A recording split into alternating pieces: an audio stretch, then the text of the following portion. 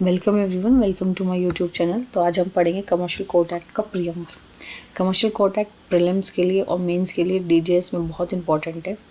DGS के लिए है ये अभी न्यूली ऐड हुआ है, लेकिन ये माइनर एक्ट में काउंट होता है। लेकिन ये अपने अंदर एक बहुत ही वास्ट जो है जुरिडिक्शन और बहुत ही वास्ट स्कोप अपने अंदर लिए रखता है। सो उसी के रिगार्डिंग हम इसमें वीडियोस बना रहे हैं। मैंने इसमें साइलेंट फीचर और इंट्रोडक्शन की वीडियो ऑलरेडी अपलोड कर दी है।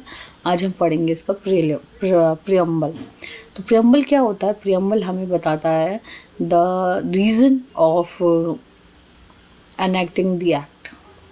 ठीक है, हम उस एक्ट को क्यों एनेक्ट कर रहे हैं, उसका क्या रीज़न है, वो हमें प्रीएम्बल बताता है। As there is a fight of preamble is a part or not, ठीक है, but it is already a part of the constitution जैसे कहा गया है। तो same ways preamble is important to understand the gist of the act. ठीक है, तो प्रीएम्बल क्या है? An act to provide for the constitution. क्या करने के लिए? कॉन्स्टिट्यूशन करने के लिए। किन चीज़ों का? कमर्शियल कोर्ट्स का, कमर्शियल अपीलेट कोर्ट्स का, commercial division and commercial appellate division in the high courts of adjudicating commercial disputes of a specified value and a matter connecting therewith or their incidental to। ठीक है, सबसे पहली चीज़ जो यहाँ पे की गई है वो कही गई है कॉन्स्टिट्यूशन ऑफ कोर्ट्स की बात की गई है, जो कोर्ट्स डिफाइन की गई है वेरियस। ठीक है, पहली चीज़ की गई है। दूसरी बात जो कही गई है वो कही गई है एडजुडिकेटिंग कमर्शियल डिस्प्यूट्स।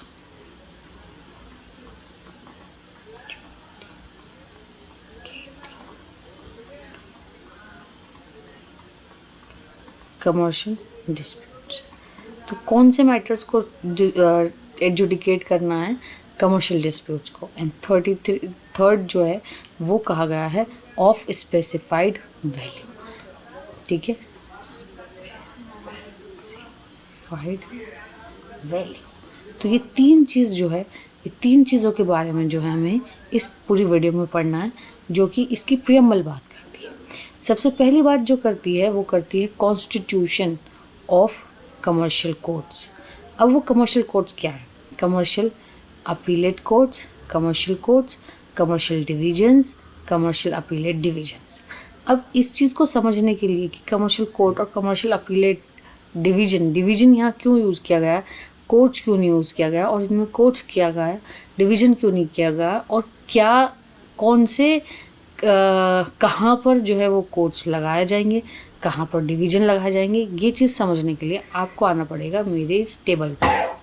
इसने बताया है high court have original jurisdictions and high court have not original jurisdictions.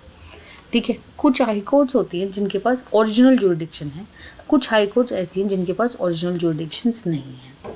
तो ओरिजिनल जुरिडिक्शंस का मतलब क्या होता है? सबसे पहली चीज़ जो यहाँ पे समझने की वो ये है, पहले मैं फ्रेश, हाँ, तो ओरिजिनल जुरिडिक्शन का मतलब होता है, ओरिजिनल जुरिडिक्शन का मतलब होता है जहाँ पर आप डायरेक्ट केस फाइल कर सकते हैं। ठीक है, तो उसको क्या बोलते हैं? Original jurisdiction. उन कोर्ट्स को बोलते हैं original jurisdiction, that court has a original jurisdictions. ठीक है, तो ऐसे कौन से हाई कोर्ट्स हैं जिनके पास ओरिजिनल जुरिडिक्शन है, एंड ऐसे कौन से हाई कोर्ट्स हैं जिनके पास ओरिजिनल जुरिडिक्शन नहीं है? तो यहाँ पे मैं पहले बता दूँ, ऐसी 5 हाई कोर्ट्स हैं, 5 हाई कोर्ट्स जिनके पास ओरिजिनल जुरिडिक्शंस है, जिनमें सबसे पहले आती है दिल्ली, देन आती है बॉम्बे,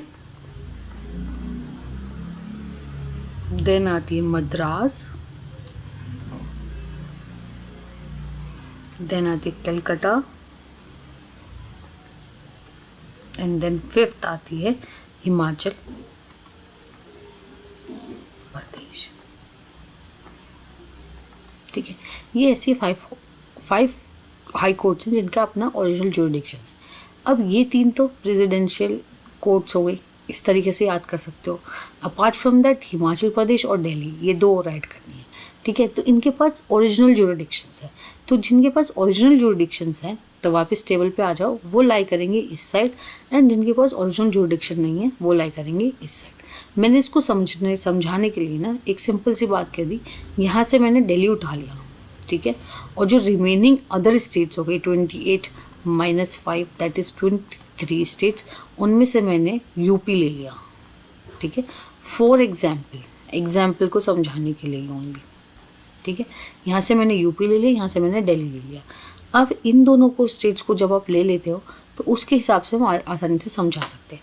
अब high courts have original jurisdiction, जो ये 5 कोर्ट्स जो मैंने अभी बताई हैं उनमें से जैसे मैंने दिल्ली ले लिया तो यहाँ पे एक ऐसे करके दिल्ली डाल दो। अब इसी की नेबरिंग स्टेट जो है वो यूपी है, इसलिए मैंने यहाँ पे high courts have not original jurisdiction UP ले लिया, ताकि आप लोगों को ईजिली समझ में आ सके, ठीक है।